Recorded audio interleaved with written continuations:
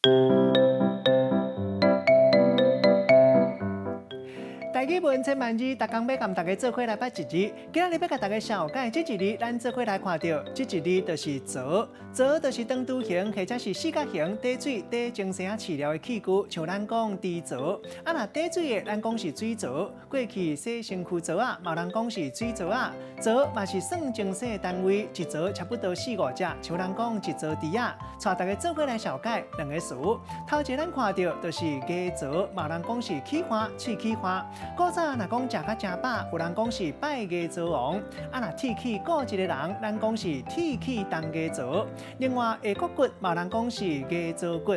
第二个词咱看到读做水槽，就是底水的器具，嘛有人讲是水槽啊、水柜。咱用一句话来举例，甲这两个词夹做伙。譬如讲，伊去关山旅游，风景区休假，山顶小歌较寒，伊先去拜鸡槽王，先食一顿好料的，刷落来水槽啊漏水，准备洗身躯，实在真享受。今仔日小解这一字槽，提供予大家来参考。